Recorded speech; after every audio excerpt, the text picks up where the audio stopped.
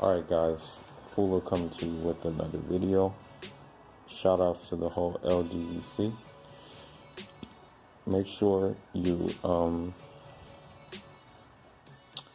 basically subscribe to that Lions Den Boxing channel, and also download the app on your iPhone or on your Android. So today, is the birthday. Someone very, very remarkable. Someone who stood for something and didn't fall for anything. Someone who basically had a blueprint, but was not able to follow through with that blueprint.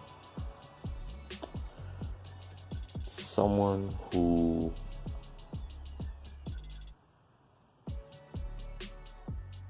had a vision, but that vision was short-lived.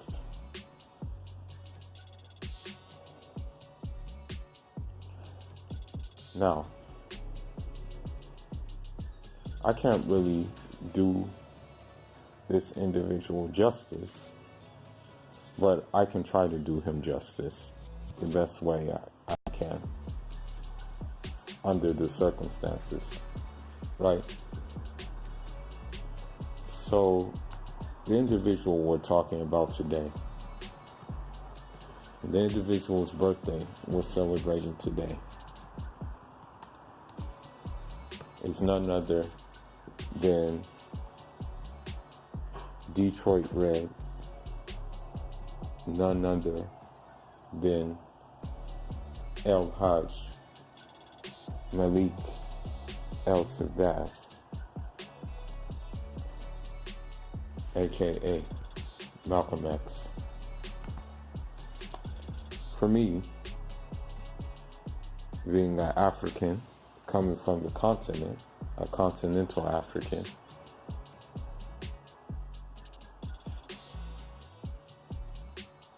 looking into the history of America, I always had to make sure that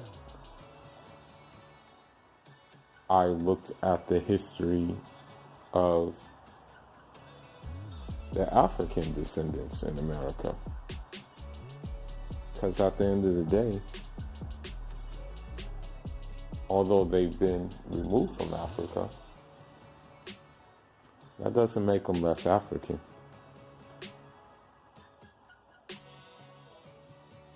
Unfortunately, though, because of the system that they have come up in, their Africanness is erased. And to a lesser extent, we can say that about Africa, the continent. I tell Africans all the time, we are still colonized. Not by name or by on paper, but by mentality and by actions and by,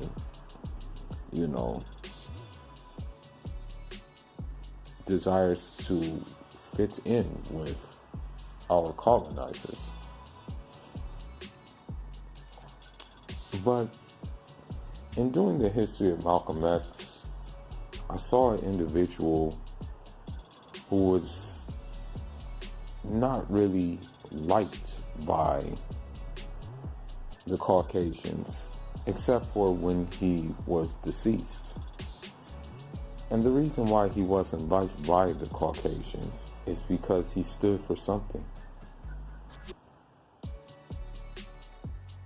Now, granted, his childhood, we can say, was very traumatic. And it would make anybody harbor hate.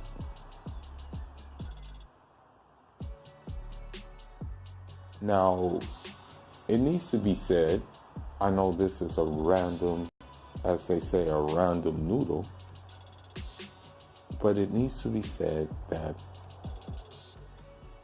Malcolm X kind of had that Caribbean vigor in him. His mother was from Grenada. So he did have the poker face, but behind that poker face held a grit and a determination for what it was he was going to carry out. Now, his father was a minister, and living where he lived, living in Nebraska, basically, and born in Nebraska on May 19th, 1925, he was going to deal with the racism. And unfortunately, we can say that this racism is happening, as our brother Deontay Wilder says, till this day, right? Unfortunately, in him being in Nebraska,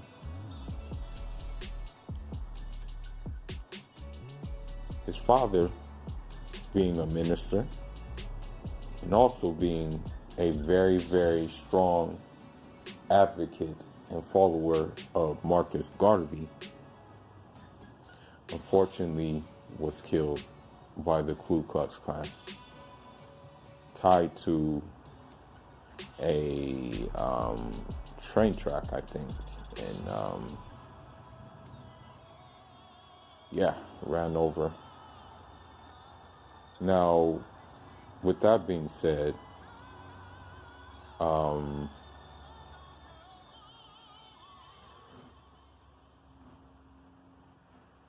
that led to our brother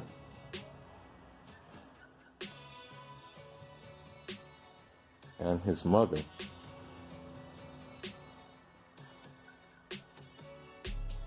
basically, and his siblings, going through all kinds of things. Unfortunately, his beautiful mother, his beautiful Grenadian mother, was never ever able to recover from the death of her husband. So with that with this happening, she was deemed unstable to take care of the kids, and she was deemed mentally insane and put in a mental hospital or a mental ward, whatever you want to call it.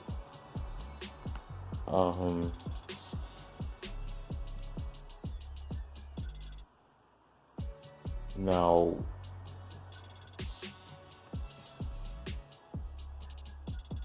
because of this,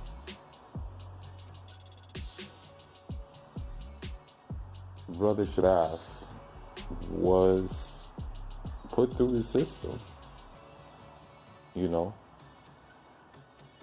was put through the foster care system, the group home system. So you can imagine that never led to any kind of stability for him. That never led to the wholesome, loving,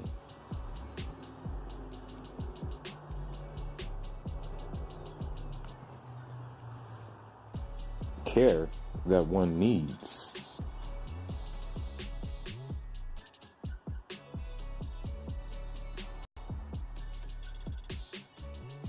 As a result of this, I grew up.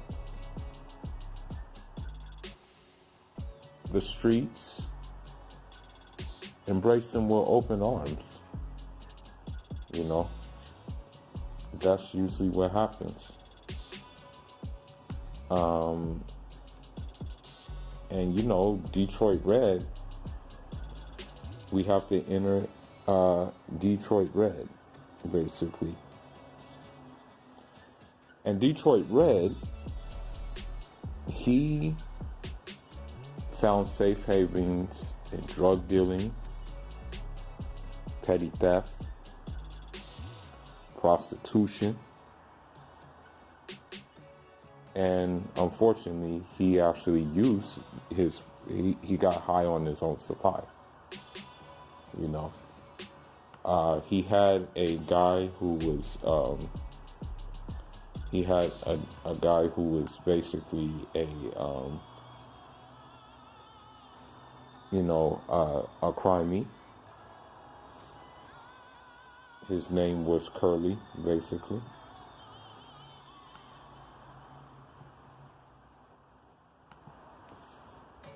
And due to this,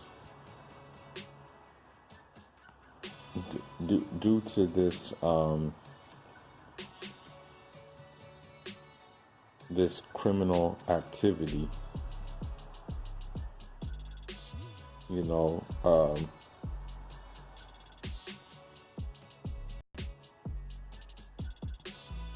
he ended up doing a stint, you know.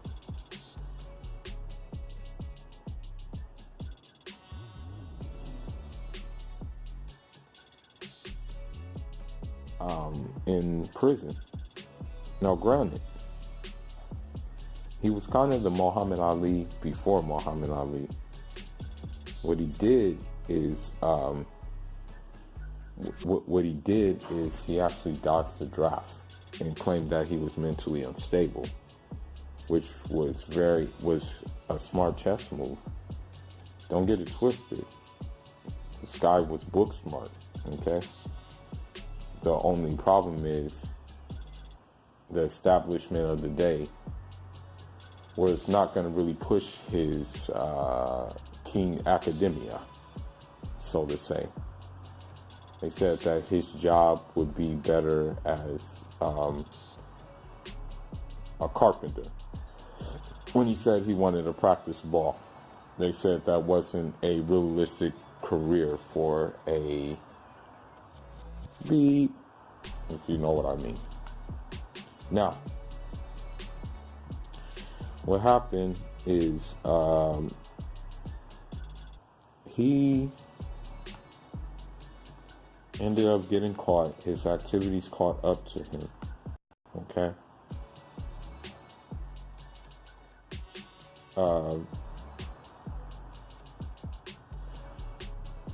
So he got caught in Boston, and he ended up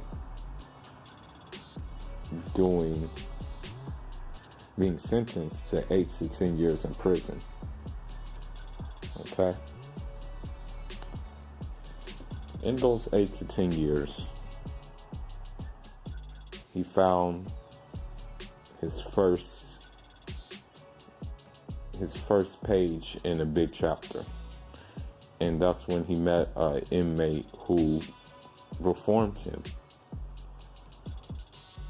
who practiced Islam in the version that was brought to him by Elijah Muhammad. Okay.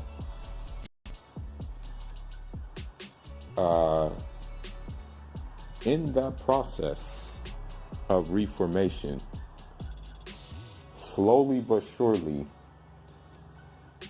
he gained conviction from these teachings.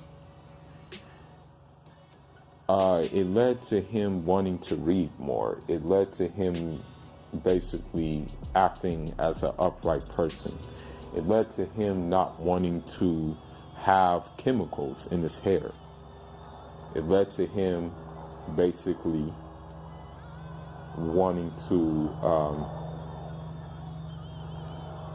be out on the front line for the cause. So, He was paroled in 1952 and then started his quote unquote his preaching tours for the Nation of Islam. You know,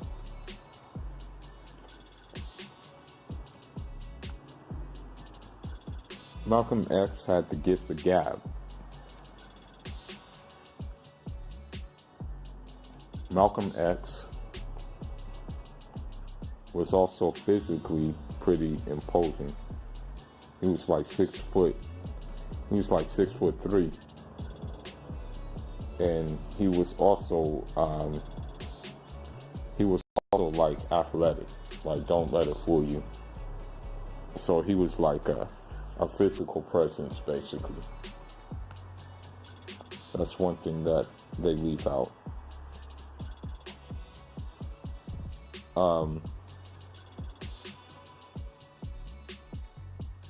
Now, let's just say that man, he didn't care, bro. He didn't care who liked him or who disliked him. His main purpose was to reform black people. His main focus was to get black people to stand on their own too. Now, granted, the doctrine he was pushing, me personally, I don't agree with it. But there's certain aspects of it that I agree with, like the discipline factor, the militant factor, and also the esteem it had for women factor, too. As he got along, he was just getting more popular and more popular.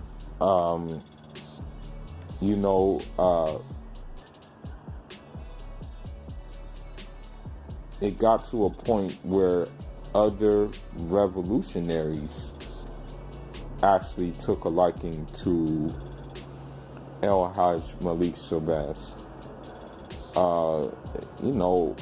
Fidel Castro visited Malcolm X, and it was a private meeting, and Castro was very impressed with Malcolm X. Now, these were the words of Malcolm X after talking to Castro. He said, "That is the only white man I like." Granted, Castro is like a Cuban of Spaniard descent. His parents are straight from Spain, so that would make him fall under the Caucasian group.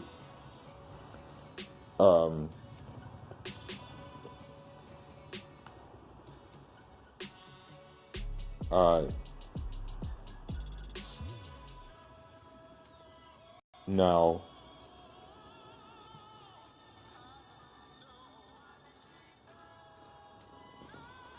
I mean, he was against all the violence against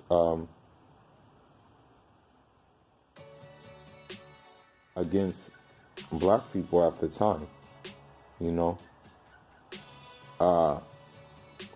and he was also for like armed response. He didn't take a pacifist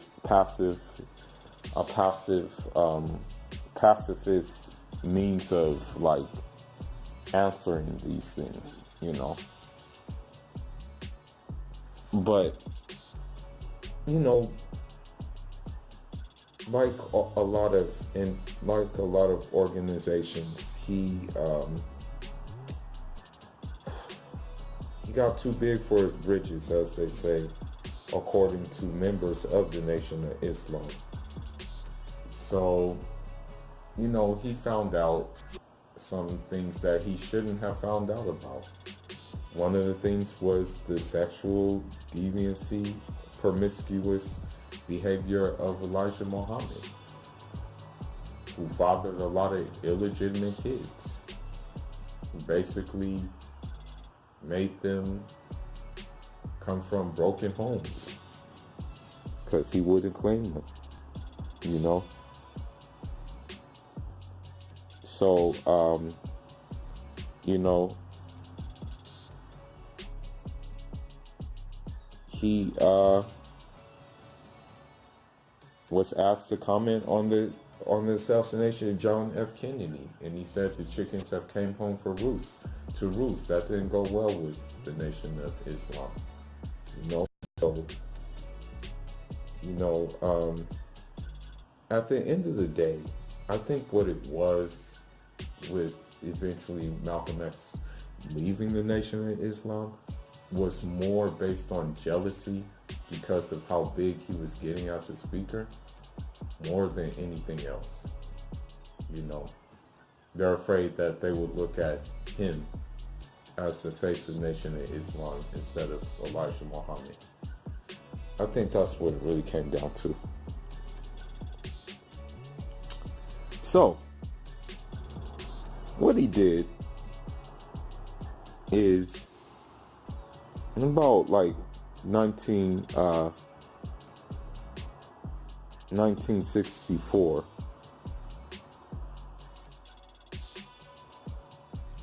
he left the Nation of Islam. And in doing so, he decided to embrace the Ahlus Sunnah wal Jama'ah.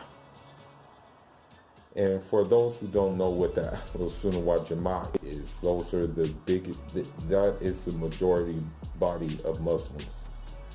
Now, it would have to be another video in itself for me to say that, you know, Islam is a traditional African religion once you peel all the surfaces off of it.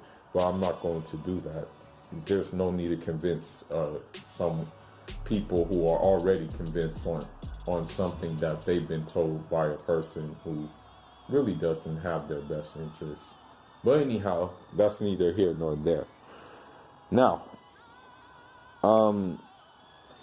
he did the pilgrimage of Hajj. Okay, he made his Hajj.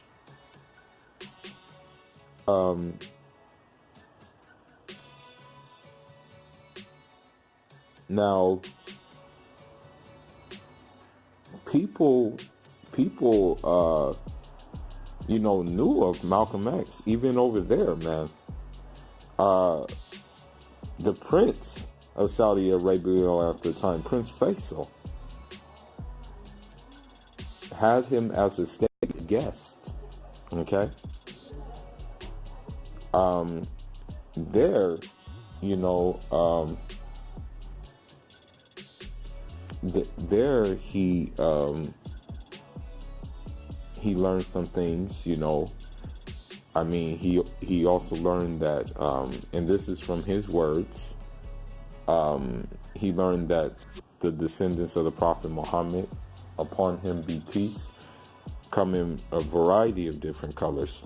You know, jet black was one of the colors. And you go to West Africa today, sure enough, you'll see people from his progeny that look like the brother strolling in Harlem, New York, who are from his progeny.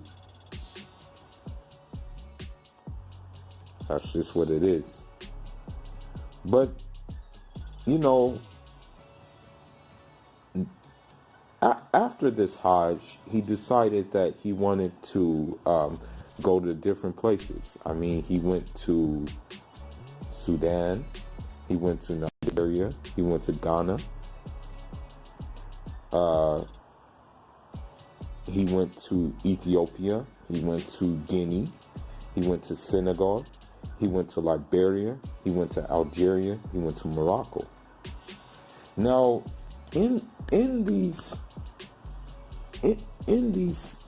settings, because Africa was going through decolonization, that's where the idea of revolutionary Pan-Africanism played to him, you know. And he had an idea to unify with us, that the Africans of the continent and the African descendants in America must come together. And this idea was spread throughout the continent of Africa during the decolonization period, since we were experiencing the same things, but in just different climates, right? Now, granted, when he embraced the Ahl Sunnah Jama'ah, many people thought he took a pacifist approach. Many people thought he was, quote unquote, colorblind now. This is not true. Simply not true. He was still militant. He still advocated for the emancipation of black people. And he knew that Islam held the solutions for the problems, but he also knew that the people causing the problems weren't going to really take kind to it basically. We're really not going to embrace it, you know.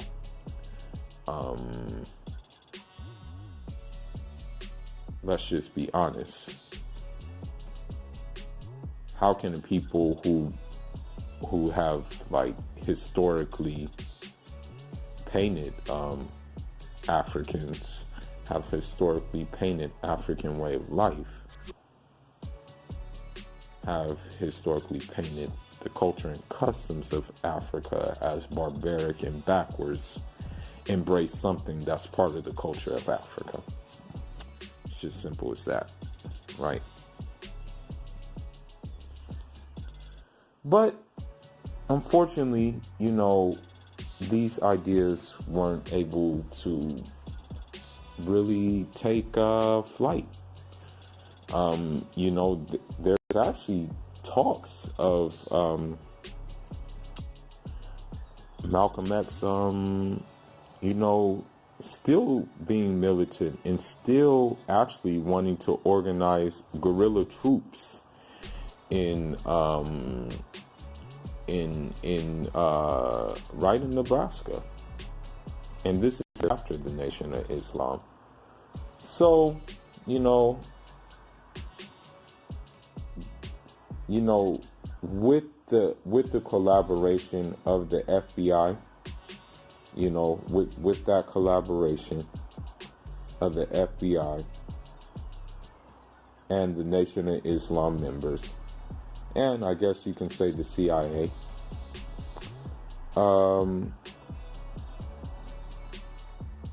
you know, and CONTELPRO as well. CONTELPRO, designed to disrupt civil rights agencies or civil rights movements. Our brother Malcolm X was slain on February 21st, 1965. You know, I reflect and I realize that all of our leaders who want to make change go out the same way, be it Patrice Lumumba, be it Thomas Sankara, be it Malcolm X, and unfortunately, as of recently, Nipsey Hussle. So, all one can do is take their blueprint, read their blueprint, understand their blueprint, and act out on their blueprint. And this is a reminder to myself.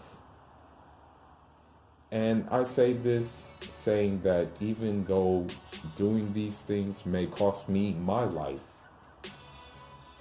as long as the future is brighter for those to come after me, I know that I didn't die in vain. So on this day, we celebrate our fallen soldier, El-Hajj Malik Shabazz. May Allah have mercy on him and illuminate his grave and make it spacious and comfortable for him. And may his teachings hit the core of not only